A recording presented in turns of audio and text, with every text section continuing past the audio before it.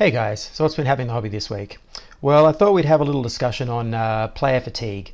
So, I've been part of a gaming group now for a while, and we've been expanding and playing different games, and I've been doing different game systems and that sort of thing, and both painting from the hobby point of view and the gaming point of view. And I've noticed some interesting things about trying to learn new games, more on the gaming side than the hobby side. But fatigue happens on both sides of the equation, and I've talked about encouraging to step outside and maybe trying different things, to mix up your hobby side of things, the creativity, which is definitely positive.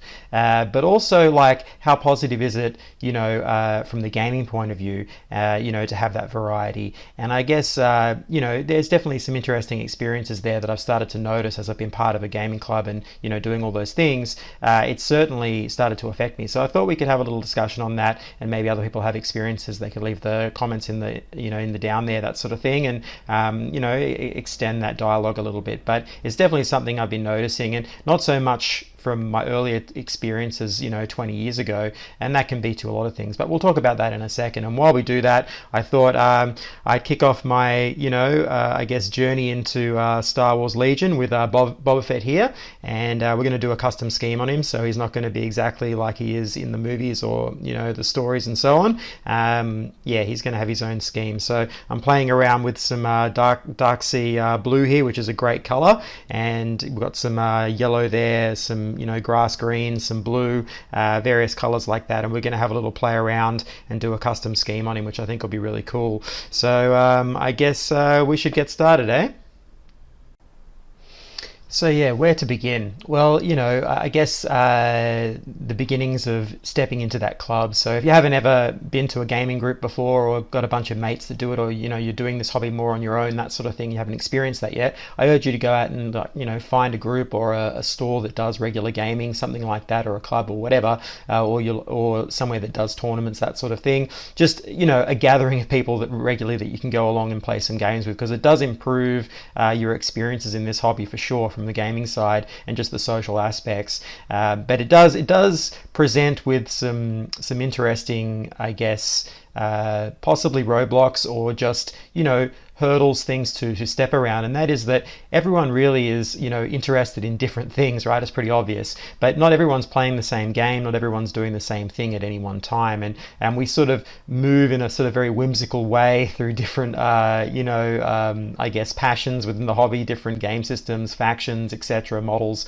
as they all come out. And there's lots of reasons for this, but it's fun ultimately to do that in various levels. Some people do it more than others, but you're gonna you go into that experience. So I'm stepping into that, and that's the first thing I noticed, that everyone's kind of on their own kick, right? Their own sort of journey. And that's really cool and fun. But it does mean that, if you want to play games, you're going to have to probably make some concessions, or at least try some of them out that may not be the one you want to play, but might be a way in so that you can actually start actively gaming, which means you might have to start a new faction, a new thing, etc., etc. Now, from a hobby point of view, that's all fine. I definitely encourage that to have a variety, because it helps keep you motivated and so on. Now, there is a limit to that. Obviously, you don't want to eventually create for yourself a habit of spending, and that's a different kind of issue.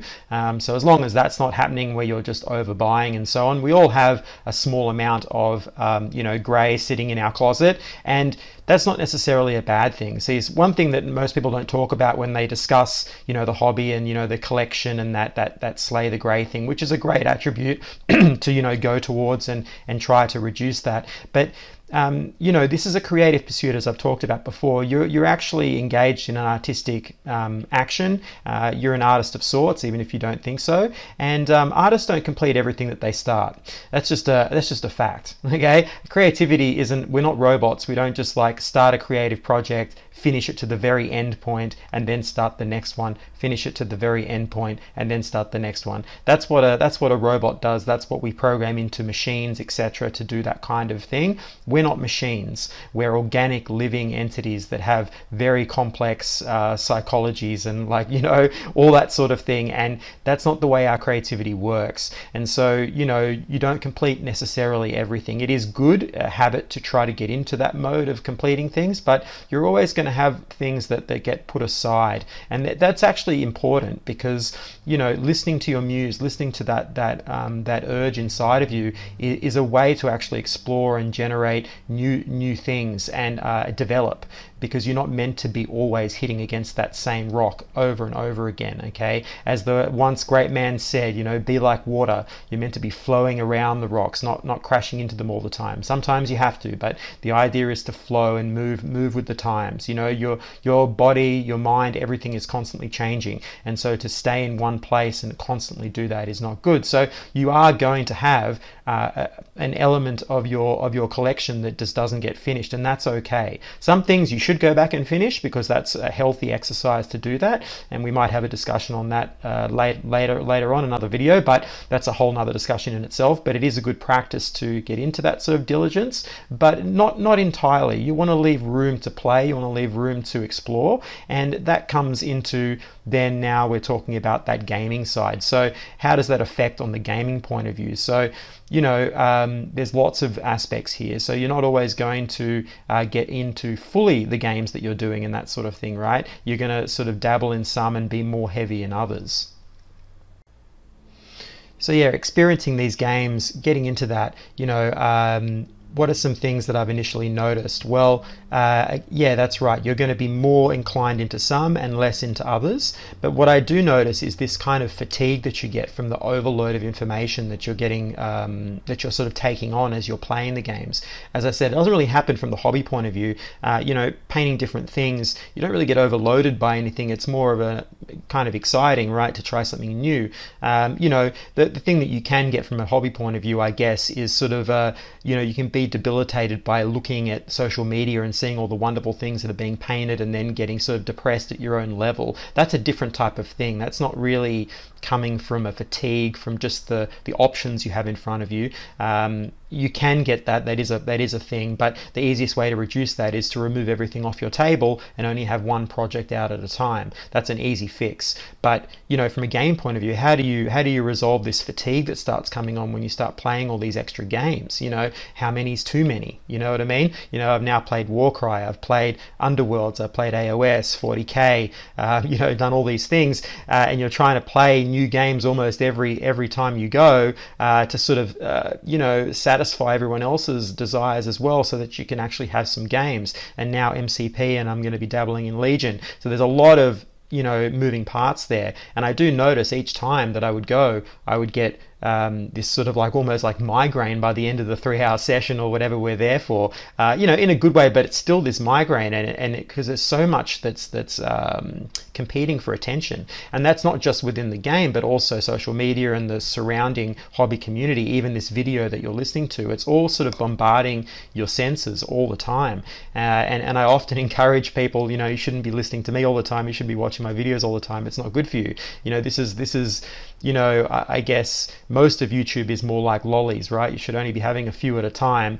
Some of the content, like I hope mine and others that are out there, are more geared towards an educational or I guess more meaty subject matter for you, so that is healthier, but still it's bombarding the senses. It's can overload you, and we do experience that, all of us, on the internet, on social media, the barrage of information that's getting put on you. And so but in a real setting, in an environment with other people, that also happens as well. It's just becomes too much. And so how do you battle that? Where's the cutting point? Well, I think, being true to yourself is the first armament. Figuring out what you like about the hobby and what motivates you. That's the first aspect to controlling some of this type of, I guess, fatigue. Not just taking on everyone else's game system because you want to play. You've got to put a stop somewhere in that sort of journey. But if you're excited and you're enjoying it, then continue. That's obviously an obvious point. You go until you're no longer really enjoying that experience. experience. But you are going to hit these sort of, I guess, overload points. And so at that point, I would say, yeah, relax, maybe give it a break, come back to it, but really finding out which are the games that you really enjoy playing the most and that have the most relevance to you in terms of your hobby side, your painting side, that then crosses over into that gaming side, and how much of that game really does make you want to do more of it. And you're only going to find that out by exploring, so there is an element of probably overload there that you're going to experience, but finding out sort of, okay, you've done a bunch, now which one is the one that really fits and speaks to you, and from that then add a few in. Now, as I've said before, I definitely think having a little in the pocket skirmish game that you can play with mates is a really good one to have alongside these bigger games like Warhammer 40k, AOS, those type of games. Even Infinity I would put in that category, or even Legion. Some of these sort of slightly more involved game systems. That's your main game, but then you're going to have these skirmish games, and I think that they become more important the older you get. So we've touched on like my experiences that I didn't really feel this when I was younger, and there's a lot of reasons for that: health, mentality, lots of things, flexibility of hours, your lifestyle is different. There's a lot of reasons for why that fatigue might not be there. Also, there wasn't as much social media, there wasn't as much things going on online bombarding your senses. I did find it much easier to move through all those different game systems. I was working for the company back then, Games Workshop, and we'd take on all the new game systems, and I never really felt that fatigue at all. It was just very natural to start learning these new games and playing them. But as you get older, I think that happens, and I think it's been a gradual progression with how pervasive information that's being almost shoved down your throat constantly is happening over the course of years that the internet and so on has grown, and that's one element to that. So you do have to sort of arm yourself a little bit and feel out how far you want to go in this hobby with that, and give yourself those, okay, I've had enough there, that's all right. But having a little skirmish game in the back pocket is really good. I think that's definitely a thing, because it gives you a compromise, something that you can get done quickly and play with a mate that may or may not be totally into it, but you can at least come to a middle ground, and then maybe then they'll be inclined to want to play that main game that you really want to play, or whatever else, right? Because it's a compromise thing.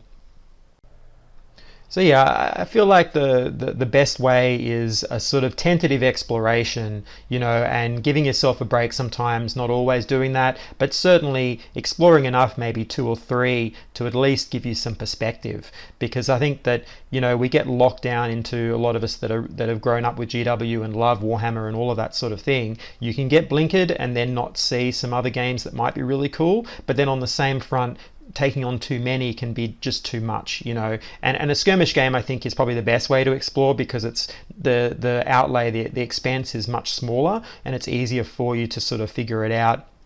But also seeing for yourself like how much of a gamer you actually are, or how much of a creative sort of painter or hobbyist you are, and working out that balance. It's always really, really healthy to start that dialogue and have that active in your mind to think about those things, and not just automatically get into stuff and just do things without really thinking, because you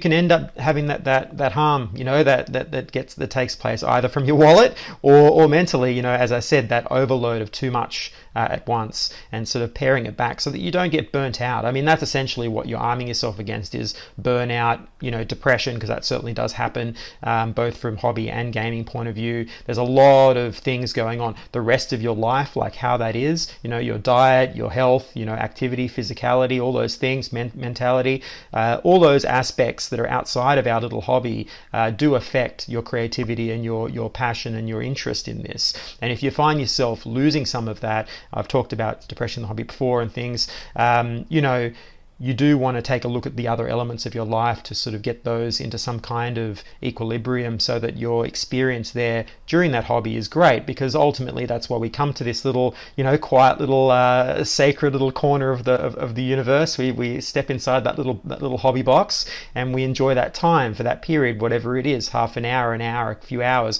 with a friend, a group of people, a social gathering, etc., or alone at a desk and listening to music or whatever, or YouTube videos like this one, on, or whatever you're doing, right, while that hobby's taking place. It's a really beautiful thing when you get to experience it the right way. Just like the analogy I use all the time is the surfer chasing the perfect wave. When they catch it, it's like time slips away. It's a beautiful moment for them. And it's a meld of skill and experience in the moment, the world around them, the environment, the energy that's going against them and with them at the same time. There's all kinds of beautiful things happening in that moment for that surfer, and that's what you're getting at with creativity in the moment that you're painting, listening to music. Time slips away, or that great game that you had with a friend where you're really vibing, and the sort of the energy between both people is really clicking, and the game's working, and there's those stories, all that sort of thing. That's what we're chasing all the time. And so getting that dialogue going, like thinking about, is it right for me to explore and do another game system, or is it that's too much, or have I even attempted to try first before I think about that? Where's the fatigue coming from? Is it just my diet? Am I just not eating correctly, and that's why I'm feeling so burnt out all the time when I go to those gaming nights? Or is it actually just too much information? Working out what the actual reason is for that fatigue is also another point, because it might not be the fact that you're taking on too many games. It might just be you're not eating enough vegetables. You know what I mean? There's some simple fixes there that might be the case. Whatever, you got to work it out for yourself. Everyone's different. So, but starting that dialogue, I think, is really healthy. So I think that's where we'll leave it. We'll take a look at how I've gone with painting Boba Fett, because I'm sure it was fun. He looks like a fun model to paint at this point. I don't really know, but I'm sure we're gonna see my thoughts in a second with the finished model. So I guess that's my thoughts on player fatigue and, how many games is enough, you know what I mean? Let's take a look and see how I've gone with Boba Fett, because this was a fun experience. Spoiler alert, I enjoyed this.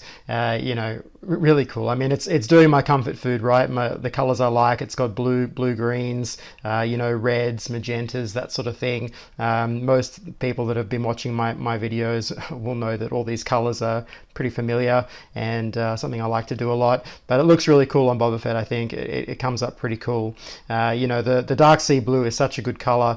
This was a cheeky little test for maybe something in the future using dark green armor, but we'll see how we go. But it's definitely a really nice color, and real pleasure to do. So hope you've enjoyed this. Just thinking about those sub games and branching out, and the kind of effect it has on you is always something to consider. But I'll leave a nice image for him at the end, and the paint list, as I usually do. But otherwise, hope you've enjoyed this. Please hit that like button, subscribe button. It really helps me out, and I guess I'll catch you on the next one.